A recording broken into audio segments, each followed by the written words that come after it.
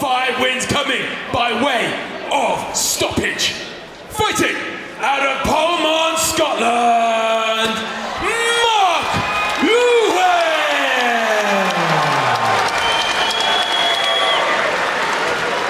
Hello and welcome to Leathered Open Mat. We are joined by rising prospect and Mark Ewen. He is fighting on PFL the 28th of September and he is fighting, is it still Alexander? No mate, he's pulled out. I've had 2 opponent changes in the last week. I've finally got a third opponent now. Do you have, is it a name you can... Yasin Chateau, he's a French guy. I think he's 3-3 or something. How, like, because that must be quite hard, like, you're spending 10, 12 weeks in fight camp and then all of a sudden the name changes and then it changes again. Like, how do you prepare for that? This is the first time I've actually properly done it. I done it in my last camp. My last fight I was supposed to fight somebody else and I got a last minute replacement. This time it's happened again. So it's the first time I've dealt with it this year. So it's something new to me, but it's a challenge that I feel like I can overcome. It's something that I can deal with. I think it's the way that I train and the way that we train here. We focus on our own skill sets and improving ourselves and our skills and developing. Obviously we do a game plan towards a specific opponent, but never too much that we play into their strengths. Do you know what I mean? I'm working on myself, making sure I'm better and that I can adapt to any style or make any style adapt towards my styles, my style and my skill set. But it's definitely a challenge, but I think more mentally than it is physically. It's as you're saying, it's the gym mentality where you've got a date and it doesn't have to necessarily be that fighter that you're fighting, and it's just about getting better, isn't it, as a fighter. But you're from this next generation, like probably 2 generations away from when I first started, and we were just speaking about it before we came on. It was a Stone Age. And then we're now getting to the future of MMA, and definitely Scottish MMA. The way I see these guys training now, it's like you're no longer just a Thai fighter, you're no longer just a boxer. I've said that loads of times.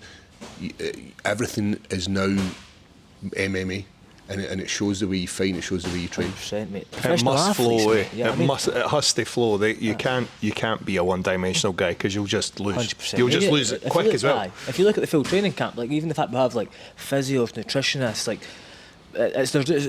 it's thorough. Like, we are professional athletes in the highest form, like you would be like a football player, rugby player, or whatever, and they're sitting watching like fight studies and that, or game studies and that. It's very thorough and very specific and just very professional. Do you know what I mean? It's no. Do you watch your opponents? I do. Like you personally, or you ask James to, like you'll sit and I'll watch always and say see what. James and Kieran to watch them, but I'll always watch a little bit just to get a gist. The only time I never was my last fight, mate. And I lost that one. So what's it? So do you think that's a factor? I would definitely say so. Why?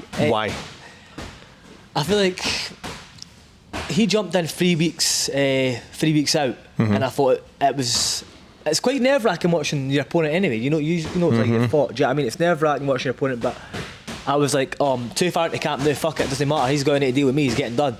Didn't watch it. But you're that busy in training camp, you're that busy training, and you're training hard, and I thought, I've not really got the time, which is a lie. I've definitely got time to sit and watch 15 minutes of a guy fighting, but I just didn't. 1, because I was scared, and 2, I was busy and just developing my skill set, and I think that played into the fight maybe a little bit, whereas I just thought I'm going to go in and you just thought you were going to smoke him and get him out of there. You can see in the fight the intention I had was totally different. I was like, I'm banging him out at some point with some shot, whereas I've never ever fought like that. I've always thought I'm going to be smart, cerebral, and I'm here for the full 15, and I want to put it on him for the full 15. But that one I was like, I'm going to get him soon. So you've never, you would say that's the first time in a fight you've chased a finish? Oh, 100%. Really? 100%. Aye.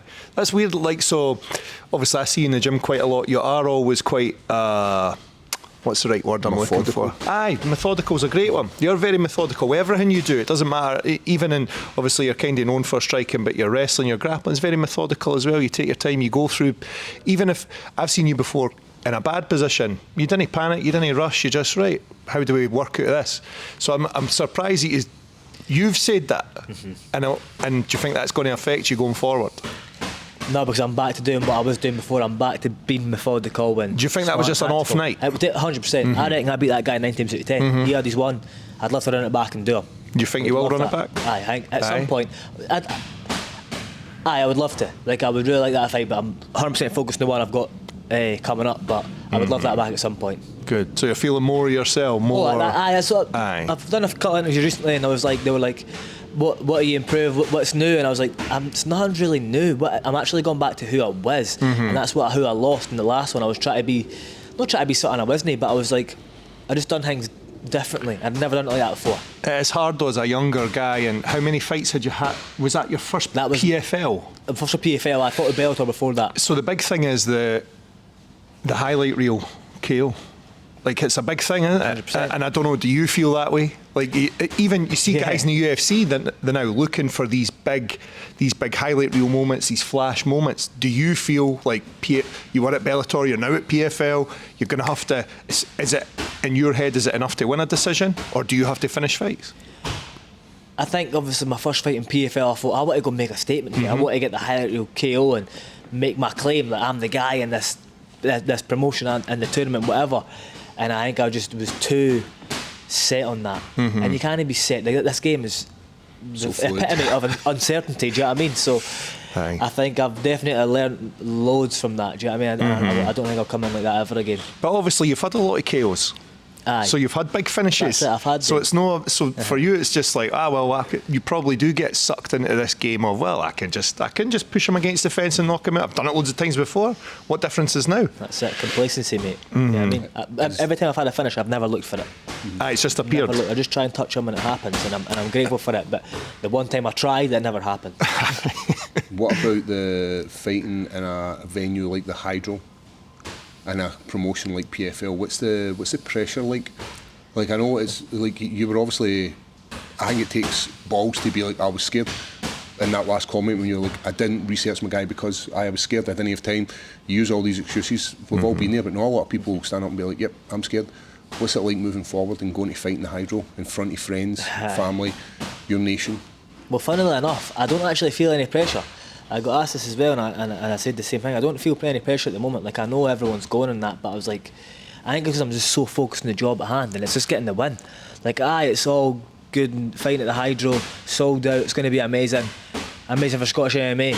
But if I lost, that doesn't matter, do you know what I mean? So I need to win this fight. That's what I'm solely focused on. And I think because I'm so focused on that, so driven on winning this fight, then that's exactly that's all I'm thinking about. I'm not thinking about everybody coming and watching me or seeing and screaming and all that stuff. I've blocked all the noise.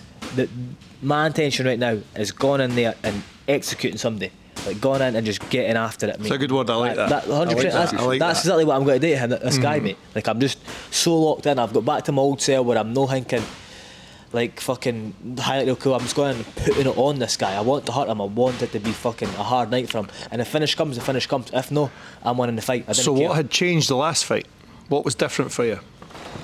Because you're saying back to your old self. So what happened with this new Mark Ewen? How did this come about? I don't know. I think that last one I was just got a bit complacent, and I was like, I'll just bang everybody out. This new guy jumped in 3 weeks' notice, I'll bang him out. You were the man. I'll move on to the next one. And I had something very similar when I got to the UFC. You'd set your goals to get to these big organisations, and then I had my first victory. And you probably the same when you went to Bellator, and you're like, is this all I've got? And then you go into your next fight, and then you're like, the thing that got you to the dance, you kind of forget about it, and then what happens is you end up being a different version of yourself, and then for me it was a loss, and for yourself it was a loss, and then you're like, why did I add all this extra shit on top of my fight camp when I didn't need it? Was that what it was like for you? I'd say so, but it's needed. I think sometimes you need a wee kick up the arse. Like, I'm glad that happened when it happened, do you know what I mean? And I'm glad it happened against who it happened to, do you know what I mean? Like, the guy's no slouch. For anybody, mate, I hit him with fucking everything I had, mate, and the guy was still standing. Like, he had came in with the intention is, I'm willing to die in here. Fair play. Aye. I respect that massively, and that's the intention. That I think you should always go in a fight. But I think I obviously I got dropped in that, but I was like, I'm not going anywhere. I'm not going to die as well. Do you know what I mean? So when you go against a fight like that and you realise you can't always finish everybody, even if you hit them with everything. Do you know what I mean? Your full repertoire skills. You can't finish everybody, but you need to have that intention and you need to have that kind of skill set to know that you can stay in there and win the fight still. There is a lot of guys out there in MMA they are from regional all the way up, They are just tough bastards, eh? They just came in shape and they're ready to do it. And The will, mate. The will's different aye. sometimes. So mate. for anybody who is confused about the PFL setup, I'm not 100% sure. At the moment, you are in the tournament. The No, so I'm not in the tournament. Nah. Right. So these are just showcase fights. I was supposed to be in the tournament at the start of the year when they were drawing the tournament. I was supposed to be in it, but because it was in France and the commission there is quite new, they're very, very strict. What they said is we can't have him. He's only 5-0. The rest of the guys are all maybe like 8-2, more extensive records. But we can maybe have him as a reserve. So I was supposed to fight Andres Binder in March in Paris. I went there. I've made the weight. Andres missed weight. Yeah, I remember this. And then I've obviously been left for a fight, but they told me that I was now the reserve. I basically won the fight without having fighting, do you know what I mean? So I'm now the reserve. And they've promised me another fight in June. I've went to fight in June against Claudio. I've lost that fight, and then I'm now matched for this other fight. But I think, as far as the tournament goes, I'm not asked about that, do you know what I mean? I doubt I'm getting in that, do you know what I mean? It's like I'm just focusing on the fight I've got at hand. The victory, is it looking forward, is PFL your home now, or are you looking like are you always looking for the next big fight, and would that be the UFC? I think every kid's dream is to get to the UFC and win that gold belt. I think that's like the golden nugget, and I think everybody that really fights MMA, that's their main aim and goal if they want to go to the pinnacle, obviously. But at the moment I'm at PFL, I'm just taking each fight as it comes, mate. I feel like in the past I've always kind of looked too far into the future and planned and envisioned things, and it doesn't go my way. It's quite disheartening sometimes, so I'm just focusing on these wee small steps at a time. Do you know what I mean? Maybe the next 3 months, the next 6 months. I'm not going any further than a year, so I want to win this fight, good fashion. If I can get another fight before the year's out, we're jamming. And then by the end of the year, I'll be looking at either going to the getting in the tournament again and win the 100k tournament. Like, I want to be in that. Obviously it starts in March, you're guaranteed free fights. That's activity, that's something that I'd like. If not, I'd be looking at something like your Dana White Contender Series or something. If I'm honest with you, that's the two options that I have in my head at the moment. Like, So you're thinking 100k tournament or Dana White's Dana White. Aye, and the UFC. Aye. Like, either or. and that is the preferred. We talked about it last week. That is the I heard you guys speaking about it, and it's something That's the route, it's isn't it? massive now that I'm seeing this. Like, it was never really in my radar. I thought, fuck that, I'm just going to go right in the UFC when I do go to the UFC. But I was like, that's a great avenue to just go on and get to the UFC, so why would you not exploit that? absolutely, and When get you- to see the behind the scenes. Yeah, but when you look at having a fight in the Dana White Contender Series, if you're a guy who's never experienced the UFC, it's good to come in, cut your teeth there, and then you know what to expect when you make it to these larger shows. So not only that, with Dana White's Contender Series, did you see the guy, was it last week, the week before, went in, wrapped his hands and he just went, nah, not doing it. Oh, really? Can't do it, it's too much for me. Take them off, I'm leaving, I'm bailing out. So Well- like, why not find out then? Hey, it was too much for the I've heard that guy. happened with a couple of guys. I'm sure is it Tom Breeze for Renegade? What? That's happened to him a couple of Is it times. Aye, really? with anxiety and that. Just- A lot of guys are just like, I'm fuck sure this, did it's he too write a much. book about it as well, didn't he? I don't actually know. He's a fucking great fighter though. Like, I know. he's really, really good, mate. When he shows up, he gets it done. And had to But put his hand up and crazy. say, nah, that's wild. I think if eh? we're all honest, we're saying, like, mate, it's scary as fuck. Oh, Like, yeah, if you've not thought about it, you're lying, eh? If you've not thought, you don't know what we're talking about. Of course, it's fucking scary as, but you've just not a full camp for it. Your life and everything's revolved around it. Aye. So you just need to get it done, and you enjoy it at the time, mate. I feel when I'm in there, I'm having fun. Do you know what I mean? That's when I'm. Oh, absolutely. You're a different person in there. It's like I was talking about it being a bit like a psychedelic when you're in a fight. When you see the person, you see their energy and that. It's like the aura and that. It's crazy. I fought Tom Mullen, my second pro fight. That was the most in flow I've ever been. It was madness. I explain it like a psychedelic trip. I was watching him, and he had like an orb around him, and every time I would hit him, I'd feel his energy go down and up and down and up, and it's like I could feel it and see it. It was fucking crazy. Never had anything like that in my life. And how do you get to that stage though? How have you got yourself to that stage, or what have you done to cultivate that? Bro, I'm trying to get into that stage every time, but I don't know how I've done it. Do you use psychedelics? I have. Aye. I have. Tell us more, mate. Don't worry, there's nobody. I'm big into like your psychedelics and your spirituality, stuff like that, bro. So I've tried like your mushrooms and all that. I've not quite done your DMT or anything like that yet, but when I retire, bro, I'll be going to Amazon and do ayahuasca and stuff like Do that. you feel it helps you as a fighter? That is the question, mate, that I've asked myself, because I think it's good for exploring consciousness and layers of yourself as well. It's good for you see people like, they're doing like studies and that now using psilocybin and then even using like MDMA and that to cure like things like depression and stuff like that. So PTSD as well. PTSD, things like that. But when I was doing it, mate, the first thing I done was mushrooms. And I done it in Thailand. Mm-hmm. Then my mates, fuck it, we'll get a mushy shake.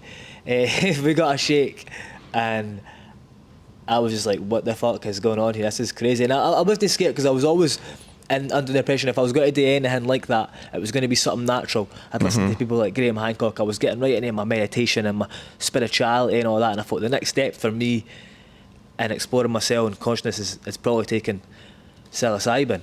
I done that shake over there, mate, and I was like, this is mental. And see the realisations I was getting.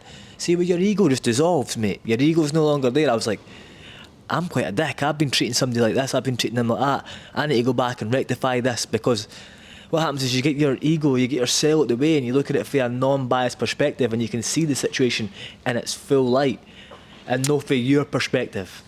But the other thing, so this other issue with psychedelics, especially mushrooms, they might. I spoke about this not that long ago. Like, my reasons for still doing MMA, I'm 35, nearly 36. Like, I'm not going to the UFC, but there's a spitefulness. There's like a sort of a nastiness, a hatred in you, right? And we said the all fighters have that, and I think a lot of us do. If you have that in you, are you not concerned that these sort of psychedelic trips soften that or take it away completely? I'm glad we're gone here, because this is something that I've thought about. I'm not in a rush to do them again. I don't do them all the time. I've just done them a couple of times, but I mind taking them, and I was always worried that if I fix myself too much, that's the words I was using. I didn't. If I fix myself, if I fix all the trauma, the shit I've been through, and become a nice guy, I'm not going to want to fight. I'm going to want to fuck off into the woods, mate, and live off the land, shooting deer and fucking growing I agree. cabbages and that. Like, I'm not going to want to scrap. You're not going to want to hurt people, mate. You're not going to want to hurt people. 100%. I've seen it happen to guys, but I was like, that's why I'm no. That's why I'm not on DMT or that ayahuasca. I say when I retire, I'll go and do that, because I need to keep that edge, that bad bastard in you. You need to keep that person, because I that's believe the guy in that. I believe it too. That he's poor the wee guy that keeps you safe. That's the poor wee guy, the wee abandoned guy, the wee guy that's scared, and that's the guy that's in the cage essentially, who's fighting for his life. So you need to keep that. And then I'm big into spirituality, I'm big into all these things, but I speak about this to a lot of guys in here. I'm like, I'm just trying not to fix myself too much. I don't know. You could fix yourself and be fine, but I'm like, I feel like you need that edge, or I don't even know the word that you would use. But you're right. I've said this before. It's hard to try and source that. It is hard to try and describe it, and it is hard to. I think it's hard for people at times. We've obviously spent a lot of time away together in places where you can be quite open and in a private. It's hard for people to turn around and go, look, it just fucking is good to just get on top of somebody and ground and pound them till the ref says stop. Because in the real world out there, you can't do it. It's uncivil. It's not allowed. But if we were living in a different time, we would be the fucking men. We would be the guy in charge of your area who fucking makes the laws. Yep. And I didn't think there's anything wrong with that. No. I don't think there's anything wrong with that. I don't know if society isn't built up this way anymore. No. Where you need this guy of protection. Exactly. So you hear of Jordan Peterson talk about it as like being a dangerous man. You need to be dangerous. See, a good man is a dangerous man who has it under voluntary control. So you have a daughter as well, though. I've had a daughter recently as well. Did that take a wee bit of the edge off you? I don't know. Like, see, when I'm with her, I'm dying that, but I'm like, you know, it's because I've lost that last fight, mate. This is another factor that happened. Like, what I've been thinking about and reflecting on. I was like, was I maybe gone? Like, I came, see, even my walk out, mate. I walked out to a nice instrumental tune. There was no words. It was a Italian composer. I was just in this spiritual Zen type thing. I thought, I'm just going to go in, flow, and knock this guy out. Whereas usually I'm coming out to like heavy rap and I'm ready to fuck somebody up. Do you know what I mean? I'm G'd up. And I think I was just going doing the spiritual path. I wasn't doing psychedelics and that, but I was obviously doing my meditations, all that stuff. Yep. To prepare, and I feel like I've maybe gone down this route of being spiritual too much, whereas now I'm going back to my old self, and softened a little bit, but now I'm going back to I don't mean softened as in you're not still no, I know what you mean. I mean as in you just 100%. I don't know if I want to do the damage I've always done. Totally, and it's not even like conscious. It's just like I feel like you want to go in there calm, and the calm fighters, happy fighters are a dangerous fight. You've heard all that stuff, but I was like, there's a point where you're maybe too calm and you're too zen, because this guy's trying to kill you, mate. And he will hurt you. Fucking locked in, do you know what I mean? It is war, that's it. And we are modern day gladiators, do you know what I mean? I'm not going into fucking the Colosseum, fried or fucking just like looking at the crowd and that, I'm locked in. This guy's trying to kill me, and I need to kill him first. I do believe though the modern MMA brand is trying to come across softer. Like it's got away that. from the original. One of these days, Yes. true warriors, Yeah, 100%. guys whose skill level isn't super high, but what they've got is they've got this Fucking grit. will to Aye. win. Aye. I think it's for the branding and the sport and that, and they wanted to be more commercial, so they're trying to kind of bring it over in a softer light. But this isn't it. We don't play this shit, mate. They need to stop that. I think they need to keep it what it is, and it'll still do really well. Do you know what I mean? We are bad men, I somebody says it's keep a it that sport way. and that, but I say I'm an athlete just so it sounds better. But deep down, I know I'm a fighter, mate. Do you think you're They're an athlete? different. Eh? Do you think you're an I'm athlete? athletically built. I do everything like an athlete would, but I wouldn't. I've said the word and I've said that a lot, that I'm an athlete, but only to sound nice and know, so we can get away from the old barbaric like cage fighting type thing. Do you know what I mean? But really, when it comes down to it, there's a reason I step in the cage. There's a reason I step in the gym. There's a reason we do this. There's something maybe a bit no right with all of us, but I used to always say we have no something missing. That's something extra. I think that's the difference. agree. There's that something Aye. extra. How many guys have you seen come into the gym and they come from a nice background and you look at their life from the outside and you think, this guy's got everything, and they don't make it because they've Nearly had every everything time, mate. given to them. Whereas we grew up, I'm not sure what your childhood was like, but we grew up in the streets, working for everything, didn't have the best of gear, didn't have the best shoes, didn't have all the holidays that all these other kids went to.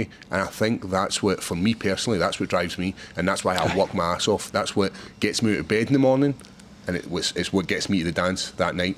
It's 100%. the Tyson one is all. I always quote that one. He said his son was about 16 and come to him and said, "You know, Dad, I'd like to really get into this boxing." And Mike Tyson bursts out laughing and goes, "You go to private school." He's like, "What's going to happen when you come across somebody like me? You're going to die." And he's like, "So it's, I do believe that. I do believe there is this other side that we have to have. That I don't think everybody has it. I don't think all the fighters have it. I don't think a lot of young fighters have it."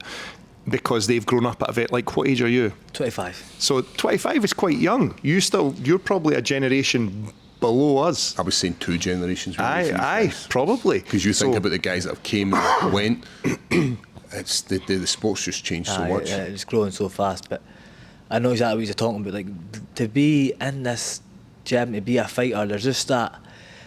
Like you're saying, you rarely come across somebody who's like, they didn't get any posh guys in there. They'd be coming in fucking with a wee fucking bag. Oh, there is some though. I would say there is some. But did they make it? Did they make it as fighters? They think they can have a try, and usually they realise, but mate, look at this place. This is fucking grungy. It's hard work. The smell, I like the it, atmosphere's though. different. Aye. People that didn't last in here. We've suffered. We've been through shit. That's how we can be in here. I like those Rocky style gyms. You know, like Bro, I like remember. Apollo Creed gym, when you go in there, it's all the guys, and it's fucking. It's like Aye. a dungeon. It is good. And it's as you were saying about the grittiness, it's when times get hard, we have to drag ourselves out of the hole we were in. And as you're saying about these kids who come from a privileged background, they were maybe helped to get out of the hole, whereas we worked our asses to get out of that hole. And I think it's evident when you're on that mat and you've got somebody on top of you, and the easiest option is to give up and just let them pound out, but for some reason there's something in us, or there's something not right with us, that makes us work that bit harder to drag ourselves out of this hole. And it's not just that. It's, you ever fucking had to go sparring and then go to work after? It's pish. Like, it's really. Why would you do that, mate? Why would you do that? Literally. It doesn't make sense, eh? I wouldn't have it any other way though. That's the thing. It's a mad old life, mate. What we do is crazy, but it's all I know, mate. It's all we know. Obviously, the next goal is, and you said you didn't want to look too far ahead, and I'm a big believer in that as well. I've always said I just look at this fight and know the next one. But the 100k tournament is obviously, you've got to earn some money, eh? You've no, Of course, you can't. I totally. And back to like Paul's point, like why would I want the 100k, bro? I'm living the dream now. I'm cushy. I'm fine. I'm happy with what I'm doing. But the 100k, my family's set now. It's nice, so, eh? Why did I step in the gym and realise I could be a world champion dates? Because I want the money. Do you know what I mean? To look after my family, Prize fighter. the drive, the That's what it shit is. we never had growing up. You want all that type of stuff. So 100k. And And the 100k in my life. Do you know what I mean? It'll be fucking nice. So you get through this fight, you'll go to the tournament. That's agreed. It's not agreed. Nah, I don't actually know. I've not a And clue. that's why you've got that asterisk where it's like, That's if the it, 100k aye. is there, then there's an option there, but Yep. if it's not, then it's That's then we it. can And, take and, it. and okay. I'm not getting fixated on something that isn't there, because I know this game, it's fully uncertainty, mate. Like, you wouldn't believe like the career I've had so far, just trying to get fights and then fights pulling out, and then it's just been a struggle sometimes, but it's made me so mentally resilient and mentally strong, and that I've kind of learned that I'm not going to try and plan things to the T. I'm just going to focus on the next step and the next step and the next step. Obviously there's a wee, I can't help but have a vision for where I want to go and where I want to see myself, but I'm also just focused on the next step and the next step. From the first time you stepped in the gym as a young kid, you started at Headhunters back in the day. With Alex Ned, and then you came to Higher Level, which is a more rounded MMA gym as compared to a Thai gym. Did you have any aspirations as a kid before you decided you wanted to be a fighter? Well, this is funny, like when I was young, like I don't know if you feel this is how I felt, but I've always felt like there was more to life and I was going to be the one to get it. It's for me, my family, like, we grew up, man, I mind just like my mum would always see nice cars and that, and she'd be like, oh, I'd love a nice car, they've got a nice car, a nice house, and she would always want that, and I was would be the same, like I wanted a nice car, my friends' families had nice houses and nice cars and just a nice life, and I was like, oh, I really want that. But then there's a point, there must have been a turning point, mate, in my life. I was like, I'm going to get that. I'm going to be the one to get that for me and my family. I'm going to take responsibility. I'm going to put it on my back, and I'm going to get that. Like, I'm going to change all our lives. And I think when I started MMA, I was like, this is my way. Wow. Look at Conor McGregor making millions and that. There's ways I can do it. Do you know what I mean? I found my way, and I thought, I've now found my niche. I've found my thing. That if I give my all, mate, I can change not only my life, but everyone that I come across with, my family, everybody. Just really change their life and sort them out. Like, I've always looked for something. I've always believed that at some point, even when I was lost during my teenage years, mate, just flying about, partying, drinking, all this shit, trouble, all that shit, I've always had this wee kind of caught up a voice in my head, or a wee intuition, a feeling that it's going to work out, and I'm going to sort this out. I'm going to be somebody. I'm going to be successful. My family's going to be fine. Ever been moments where it wasn't though, where you were thinking, fuck this? But I was never thinking about it. It's just in the moment. Like, see when I'm out partying and I'm scarfing with somebody and I'm in trouble and the police have got me and that, I'm not thinking about where I'm going in the future. I'm just thinking, idiot. But I had always had this intuition, this feeling that it would work out. Eventually. You're destined for greatness. That's it. I feel like I've always knew I'm destined for greatness. And do you feel like you're getting closer? Or 100%. Or as you climb the ladder, do you feel like the actual achievable thing gets further away? Does that make sense? I'm saying that. So I'm saying you could go to the 100k tournament and win 100k, but you're like, I could actually go to Dana White's Contender Series and make 100k will be fucking small tatties. Aye. Do you know what I mean? Do you see how the goal can get? I feel you. Like, I want to win the 100k. That'd be nice. That's a stepping stone. That's literally just a milestone. I believe I'll make millions in this sport. Like, I will be a millionaire. Like, I'll have loads of dough. I'll have everything. I want. I'm not going to stop until I have. But I reckon I'm going to get everything I want. And then the type of mindset I've got, I'm probably going to want more and want more and more. And if I turn out insane, then fuck it. Do you know what I mean? As long as my family and that's sweet. Aye. I'm I like that, mate. I'm you know what I mean? But as long as they're all cushy, mate. I'm all over that. That's just how I am. I think I'm just fucking. I always just. I mean, I look at things and I'm like, I want that, and I'm like, why can't I have that? Like, why can't I be that? Why can't, like, I've never looked at something and thought, I can't do that. I've never ever limited myself like that. Like, I don't know if you've heard the Henry Ford quote. It's like, you either think you can or you think you can't. Either way, you're correct. Do you know what I mean? So I've never looked at something and thought, I can't do that. I've not got a skill set for that. I'll never achieve that. I've been like, fucking, why know me? Do you know what I mean? Give me time, give me a couple of seconds, but I'll work it out. Yeah, I'm getting that. Well, that's it. It's problem solving. It's finding, and it's the same as what we're doing in here all the time. It's just like, this is a problem. I've got Paul Craig on top of me, or Paul Craig's trying to triangle me. This is a problem. What am I going to do? I'm fucked. Do you know what I mean? I'm like, I'll get it eventually if I go to sleep. Fuck it. That's what I was saying. I was saying it to you last week with Stevie Ray. I'm like, I wait till it feels like pins and needles in the top of my head. Then I'm like, right, I'll tap now. So, has there been somebody in your career, your MMA career, that's had a massive impact in your life, that's helped you develop who you are? Because when we first come to this sport, we don't really know where we're going. We don't really know the journey. Has there been somebody that's taken you and been like, I'm the guy that shows you? And it could be a coach, or it could be just somebody that you got to train with and was like, this guy's going to lead me. There's been a lot of mentors, I would say, in my life that have kind of helped me along the way, but I remember when I first started early in his career, I was obviously, you know, Mike Tyson, you know about custom metal, and obviously I have my dad, right, but I would only see him every now and then, and he wasn't like a inspiration. He wasn't guiding me to do this, do that, you'll be sound. So when I got into a sport and I've seen people like Mike Tyson with custom metal and coaches with their fighters, and I thought, I want that. I need somebody just to guide me, tell me, say jump, and I'll just jump. Do you know what I mean? I need somebody to guide me, and I'll do whatever they can. And I never really found it, and I think I was always urging for it. So what I would do is I taught myself so much. I didn't want to be fucking like I'm the man, but I'd done a lot off my own back. Like I would read books, I would just discover so much because I wanted it so bad. And then eventually you bump into people like James Doolan, who, like, the first thing, like, I'd already started reading and things like that before I came here, so I was getting into development and building myself up because I knew, like, I can't sit and wait for somebody to guide me. I'm wasting time. Why not just fucking go myself and see how far I can go?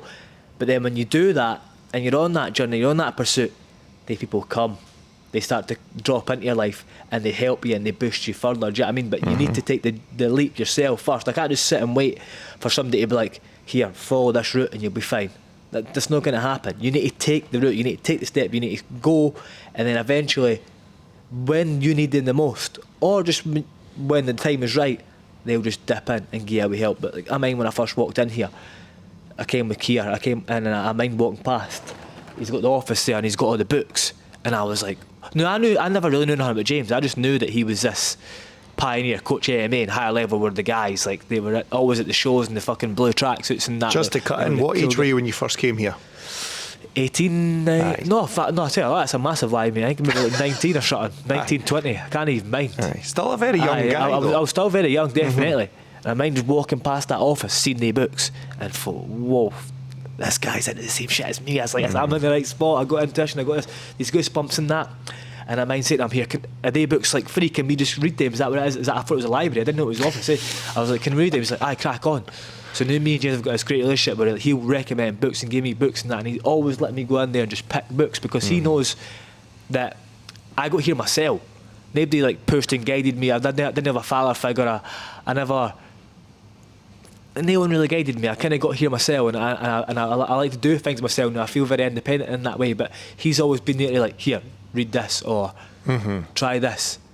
And now, like, yeah, he's definitely one of the biggest mentors I've ever had in my life. Like James, if you know James, you know he doesn't need to, he's not really not open person, but he doesn't say much. He doesn't need to say much. That's the thing. He lets you learn yourself.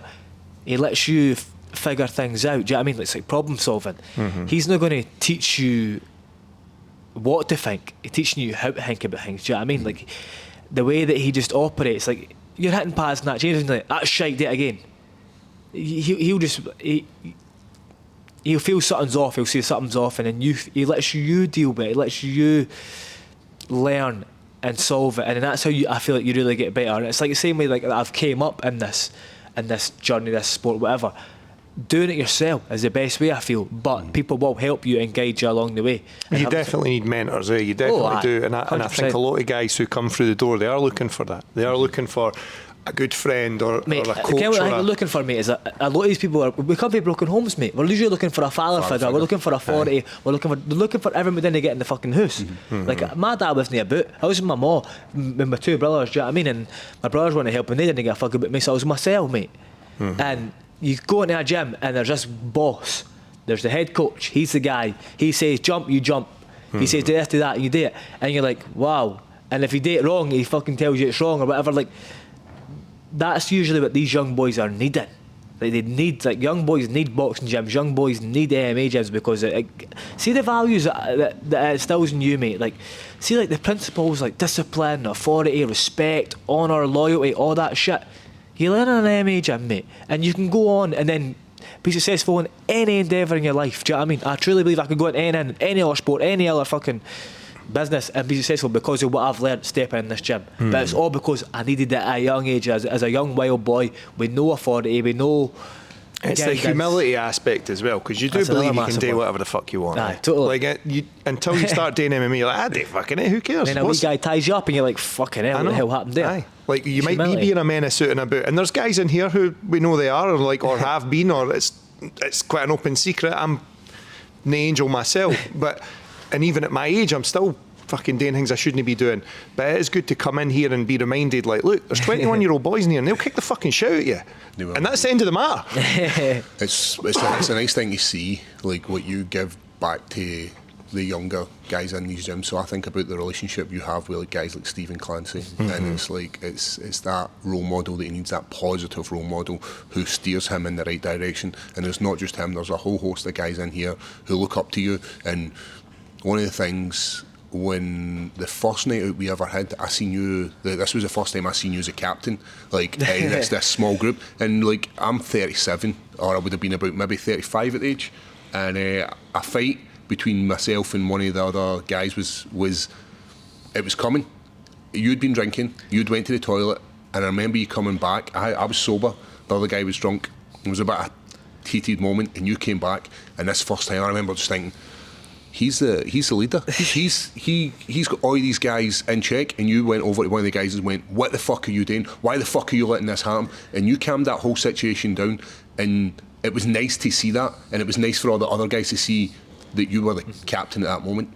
I love all the boys, mate. Yeah, I mean, and these are all, like, this is my family now. I never had, like, well, I have a family, but I'm never that close to them. Do you know what I mean? What you mean. You come into a gym and you spend so much time with these guys, eh? Like-minded and see, people, and you see them arguing, and I was like, and have some of my family members watch my family fight. I was like, why the fuck are you no doing anything? Get this stopped, get this rectified, get this sorted out. Yeah, I mean, we're a family, we shouldn't be fighting. If anything, if there needs to be a discussion, we'll have it, and we'll communicate, and we'll overcome it. But there's going to be no fighting. Do you know what I mean? We do enough of it in here. So how did you cultivate that, and how did you get yourself to the stage where you've got the other fighters who are quite a difficult group at times? Like, I think it's more just instinctual. I think I've just, like, it was never conscious for me to guide the young boys and step in and show them the route. But I think I'm basically becoming the person that I feel like I needed and who I you're want. becoming a father figure. Definitely. I feel like I give the advice that I wish I had when I was younger. Do you know what I mean? I didn't need to kind of go and find it myself. Like, even, like, say they're fucking they're smoking weed and all that, I'm like, bro, reel that in. You know what I mean? Or date in moderation, or they're out bevving, or they're out scrapping. I'm like, bro, I wish someone told me to stop that. Well, that's the one. I'm like, just go really wrong. I didn't want to see any of these young boys, like, mate, that waste their lives. They're promising talents, mate. They can go on and make millions and sort their families' lives out, like I'm trying to do. Do you know what I mean? So I didn't want to see them throw one punch at some idiot because he's called them this and that, and then they're banged up. You know what I mean? And then that's their life ruined just because of one silly mistake. I just didn't want to see it because I love all these guys. Do you know what I mean? I've been out working and I've seen a young guy chin another guy, and I'm like, these one punch killers. I've seen it twice now, and I just think, like, fuck, that was over nothing. And it's that quick, especially for young guys in here. Like I say, you look at some of the young lads. They've got fucking permed mullets. They're just wee guys, and they could do real damage. Yeah, and that's the one that I always worry about, and I worry about with my own son at times. I think about him doing it because he's just a wee guy. He's just a good wee kid, and I worry that he would get himself into one of these situations that, we can't get back for that one now. Like, we can't go back on that one. So, like you're saying, these father figures are so important in the gym. But again, I go back to, why do you think that you not took the role but stepped into it? And what do you think makes other guys, like I say, older guys like us, still going to respect you and come to you and say, what do you think about that? I don't actually know, but I think just the young boys, maybe I'm relatable. Do you know what I mean? Like, like I'm saying, we're all quite, like, Paul's relatable to me, we're relatable, like, we're all relatable. So we've all kind of came from, like, the same backgrounds, we've been through the same type of stuff. We're all just trying to really make it out of it and hustle and try to do something, and do better for ourselves. So I think the young boys see that in me being younger and a bit closer to them, and also the fact, like, I just know I like to keep on top of them, but I just always ask them and check in on them because I didn't mind, like, that's a big thing. I didn't mind anybody checking in on me, bro. When I first started, like, see, when I first came here, the older generation, the guys like, I don't know, but see Stevie and Danny and that, they weren't giving me advice. They weren't saying, here, do this, do that. Like, I would have to ask, or I would have to ask Jimmy or whatever, and they weren't giving it out. Like, it was just everyone kept to themselves. But I thought, like, I'm big on helping people. Do you know what I mean? Like, I feel there's enough of the pie for everybody. Do you know what I mean? It's not like I'm going to be a world champion, make millions, and it's just me. Why can't you make millions? Why can't you make millions? Why can't your family, everyone's family, be set? So if I know how to do it, or I know a better way, why would I not just pass that advice on? It's like, I think that was forward, the culture we came through. The way a lot of guys in the gym were quite private. Like when we started, people were very private, mate. You didn't know much about them. You wouldn't have known anything about their family, or you wouldn't have known anything about their personal life. You would just, mate, some of them you didn't even fucking know their name. Like they're just a nickname. They're just honestly, they're just a nickname, and you didn't have that close relationship. Here, there's definitely, for me, I've obviously trained at a couple of different or been part of a couple of different teams, so I see it here, and that's why for me I'm always like, fucking hell, why is it people gravitate to this person, people gravitate to that person? And that's something I'm interested in personally. Like you're talking about reading and personal development, that's something I look into and go, oh, I wonder why certain people attract, like you were saying earlier, you're doing well, you're starting to progress, and people drop. Like for me it's probably Paul, without trying to fucking, that's what kind of happened. I was like just sort of wandering about, training at gyms, trying to get fights, trying to do a bit, trying to no fuck up as much. Met Paul, the fucking up went drastically down, and things get better. So it's I don't really know where I'm going with that. I know what you mean, but when you find somebody who's a like-minded individual, like that makes you your best you want to stay with him. Do you know what I mean? They talk about like you're the average of your 5 best friends, or your network's your net worth, and that the people you keep, the company you keep, so vital, mate. You know, be kicking about with Tadgers, man, that are getting in trouble and Tadgers are great. Getting in the cells. They've got bevving every weekend, mate, because that's going to be you. And then it's just not. It's not the life that if it's not the life you want to live, then it's your own fault. Do you know what I mean? You fly with the shows, fly with the crows, you get shot with the crows, innit? I've been with people before. I think it was maybe Greg. I'm like, didn't I tell Paul I've done this? Because I'm like, Can I ask a wee question? You obviously touched on the psychologist side of things. You're talking about mindset and stuff like that. You deal with a psychologist, so what kind of stuff do you work on? And was there anything that get brought up that you were quite surprised about? One of the things that it's hard to open up to people, because when you're the guy, it's hard to make yourself vulnerable because you don't want to be vulnerable. We're in a sport where we go in and try and punch lumps at each other, but as I get older, my vulnerability is easier. It comes out a lot easier, and when I'm dealing with young guys like Sean, and I'm being softer with them. Whereas when I think back to myself, like when I was mid 20s, sorry, I was a bit of a prick, and Ross has touched on that as well. But now as I get older and I speak to these guys, they do soften you up. And you do look after, as you said, that next generation of MMA. And it might just be something like, how was your session? Just talking to a wee guy about how his session's going. But for me, a long time, it was trying to not be vulnerable to somebody. And it took me to move to another psychologist to be more vulnerable towards him, so that he can actually get down to the deep-rooted issues that we've got as fighters. The fear's the biggest one. Like, there's nobody that steps into that octagon and doesn't have any fear and is like, oh, I'm absolutely fine. There's so much pressure put onto you, and one of the worst was when I headlined that Apex card, and there was all this pressure, and you get more people round about you, and your circle gets bigger and bigger and bigger, and you kind of sometimes lose track. And it's happened to me early in my career where I thought, I'm untouchable. Nobody's going to ever, like, I'm going to beat everybody in front of me. I'm going to be a millionaire. I'm going to have all these people around about me. You lose, and then your circle just comes closer, and you realise who's your friends. That's one of the toughest things for me, was like, who's your guys? Who's the people you need round about you? Who's the guy that keeps you in the straight and narrow? Like James. The first time I met James, like, I was like, see if I had known this guy 10 years ago, he'd be my best mate. Now as an adult, I'm like, I love talking to him, and you must feel the same. Like, you've got stuff in common with him. We go to train every single day. He's been there and done that, and he just leads you in the right way. And it's not like leading you in the right way, like, do this. He puts you in a position. He doesn't show you technique. He doesn't go, I'm going to show you a triangle. He puts you in these positions, and he wants you to kind of work it out. And I think that's what makes James such a good coach. He lets you work out rather than giving you answers. Definitely. I heard a good expression. It was the best ones, they don't show you what to do, they show you where to look. And that's like, that's kind of all he does. He just shows you where to look, and then go explore this at your leisure.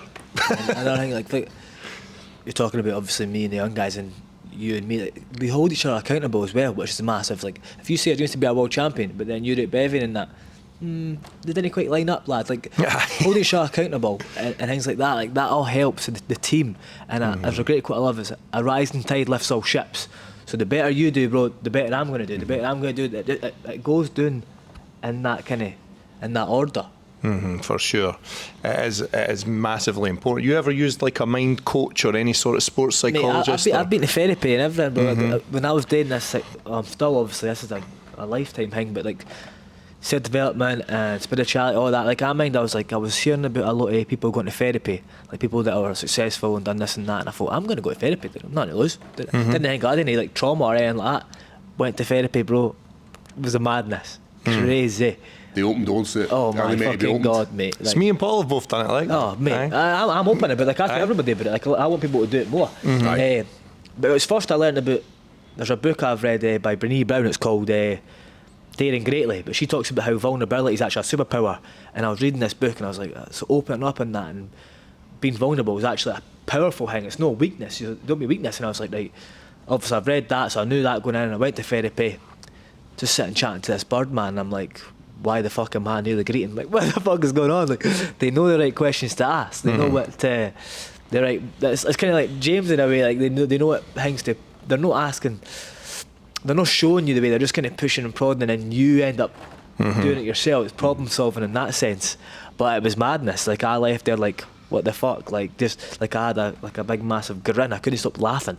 But I think it was a type of release. It's weight lifted off Weight you. off my shoulder. I was like, what the hell just happened there? But I think that's another superpower. Do you know what I mean? I've uncovered, I've peeled back a wee bit of the onion, like that I would never have known about, because I was like willing to be vulnerable and willing to sit down and talk about my feelings. And Is that something you still do? I've not done it in a while. It's Aye. dear as fuck. I'm not gonna lie to you, you know what I mean? But I was like, and I'm trying to make it. But I would like to go back at some point. I went to a couple of different ones, and to be honest, I got worse. Did you? Aye, but And I worry the about one fixing myself too much as well. Do you know what I mean? I don't know if you want to do too much, Aye. because you'll become a hippie and live in the fucking woods. Do you know what I mean? Like, I use like this analogy all the time. Some of that stuff, it's just in a box in the attic and it's pushed to the back, and leave it in there. Like I don't like to drag too much out. Sometimes you drag that shit out. I drag too much out and spiders, Aye. there's fucking dust. You don't know what's in there. My missus has said it to me before. She's And like, I you think go to this everybody- and you come back, you get fucking worse. Like you're not. What's your from being a fighter? What's your friendship circle like? Your close friends? Is it growing? family, aye. So I've literally got Mate, literally pals got outside this, eh? three friends in me, and I wouldn't. That's not even friends. It's family. Like they're my family. I've got Kira trains in here. Obviously, so but first I went to school with a boy called Lewis. That's my best, like my best pal. But I've got like three best pals. Him and a boy called Ryan. And obviously I was training with Kira back in the day at Headhunters, and I was like, right. I was trying to sort my circle out. I didn't want to be kicking about with the guys that were getting in trouble and that, so I had my two best pals, and I was training with Kira loads, and I kind of brought Kira into my friendship group. So now I've got this like perfect little friendship group. So it's me, Kira, and Lewis and Ryan. Sorry, like they're like my best pals. They're like family. Like, I go to their house, I just walk in. Do you know what I mean? One of the ones I don't need to fucking knock or say you come get me. I just walk in. I know their mums and dads. Like they know mine. It's like we're all a big family. Like that for me. I'm no big on having like loads of pals, mate, because I just didn't think it's real, it's authentic. Yep. See all these pals, mate, they don't know you. They're not going to be there when it's hard. They're not going to be there when they talk when you're losing and all that. Do you know what I mean? As I said, like when I got to the UFC, I found like my friendship circle got bigger. When I was fighting in Bama and winning Bama belts, my friendship circle got bigger, and it gets bigger and bigger, and then I had my first loss, and I think about all the people that came out to Vegas to watch me fight, and I lost. Because I made it to UFC, won my first one, and all these people are like, oh, we're going to Vegas, we're going to come. Honestly, it must have been about 20 folk there.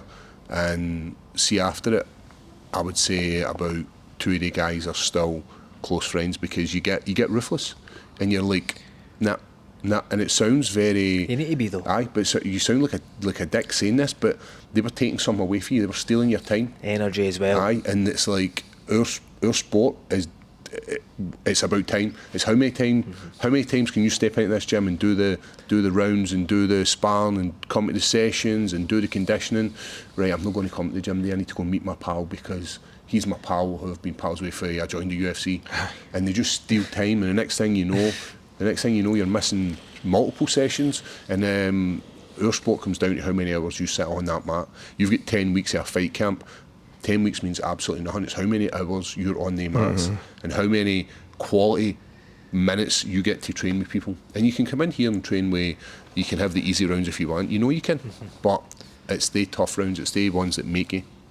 I heard Israel Adesanya talking about this. He was talking about like being like stingy with his energy, like because you get energy vampires. People are always wanting to take your energy, take your time in that. And he's like, bro, I can come across as a dick. Do you know what I mean? But only people that I'm not willing to give my energy to. People that are trying to take my energy. Like you're saying, I only give energy and my time to people that are worthy of my time and energy and who it's reciprocated, do you know what I mean? Because I've not got a lot of it, do you know what I mean? Like, we're in this gym that much. When I leave here, I only spend time with like my family, like, which and is you're fucked. You're tired, and my mate. daughter, do you know what I mean? I'm not going to go and catch up with fucking Billy Joe and talk shit about this and that. Go to Nando's and grab a couple of beers. Nando's and talk about these birds and that. I couldn't give a fuck about that, do you know what I mean? I've only got so much energy that's limited, bro, and I'm going to use it wisely. So I've always been big on that. Since I heard them talk about energy vampires, I was like, bro, some people just want to take your energy and time, bro, but they're not even worthy of it. Do you know You what I look like you've worked this out quite early though, which is obviously quite a big. I was just thinking that there, like, I'm just you constantly fucking trying to worked do this this. Do you out know what I quite mean? This is sharp. I was probably in my 30s before I was like, I am fucking so brutally. Things are just going wrong all the time. What am I doing? And it's before you go, fuck, it was me. Like this whole time it was Sometimes you feel like a dick though as well. Like You you're talking feel to a dick stupid, and mate. you feel like a total dick saying, listen, bro, you're not getting my time. I'm not coming to meet you. I'm busy. Blah blah blah. You're making excuses. And how long did it take you to get ruthless like that? I think having my daughter made it different, bro. Aye. Having my daughter, I was like, bro, if I'm giving my time up, bro, it's for people that are worthy of it. Do you know what I mean? Aye. Because she's the one suffering now when I'm in the gym 24/7. She's number one, Do you know what I eh? mean? So when I leave here, she's getting it. No some fucking dick that doesn't care. Do you know what I mean? I know. And wait till she gets a bit bigger. So where are you going, Dad? Are you going away to Vegas for a week? Can you not just stay? It's hard, Dad. Wait It's till hard, that like starts that. happening to you. That's the worst. But again, it's part of it. It's Totally. what you've got No, to it's do. just, I'm glad to hear that you're 25, you've got the world at your feet. Aye. Your head's like, that's what I was saying to the guys when we were bringing you on the podcast. I went, it's inspirational. Like, see, when I've listened to you on podcasts before, I'm like, I love it. I'm not going to get madness for you, mad stories about how you fucking nearly killed 10 guys. That's not what I'm wanting. What I'm wanting for you is I'm wanting inspiration. Like, so when somebody's listening to this and they're like, you know what? I'm going to go and change my life. I'm fucking fed up working for somebody else. I'm fed up doing something that I don't like, waking up every Monday morning, no happy with my life, and there's only one person that can change it. And hopefully there's people out there that are listening to us right now and are going to be like, Mark Ewen, you're the guy, thank you for changing my life. But I was worried about that coming on because I've watched your podcast and it's always your banter and laughing. I thought, am I maybe too deep for these guys? Because I just go deep and I get in about it too quick. Well, I was like, nah, I feel like it's the right time and obviously I think this is we'll what chop it up. I think this is what the open match about. It's not about the madness. You want the madness, listen to the normal podcast. You want to hear about how somebody can inspire the next generation of MMA fighters or inspire you listening here, then you're the guy, Mark. I think as a fight fan as well, I think it's very good to sort of see this side. A lot of fighters don't show this, and they are just sort of Tough guys. You get what you get in the cage, and that's it. So I think it's very interesting myself to see this other side that is very rarely shown.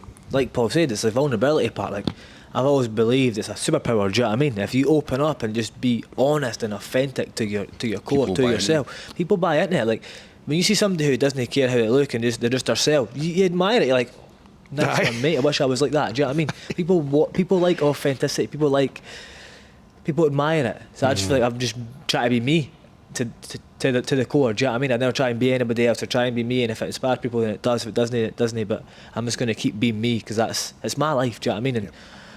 And it could be over before you know it. That's it. That's everyone's got a sell by date. You know what I mean? So I'm just trying to fulfill my potential and do the best I can with what I've got and look after my family. That's it, really. I love it. Listen, Mark, I'm aware that we're stealing a lot of your time, but we really appreciate it. And if you want to come and support Mark, then we'll put a link in the bio for PFL. It's the 28th of September.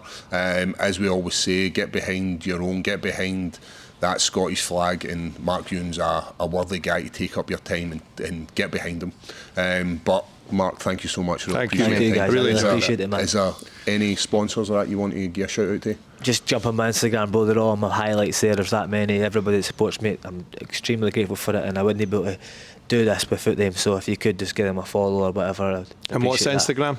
Mark Ewan _. Sorry. Right, guys, as always, keep it high and we'll see you soon. See you later. Thank you.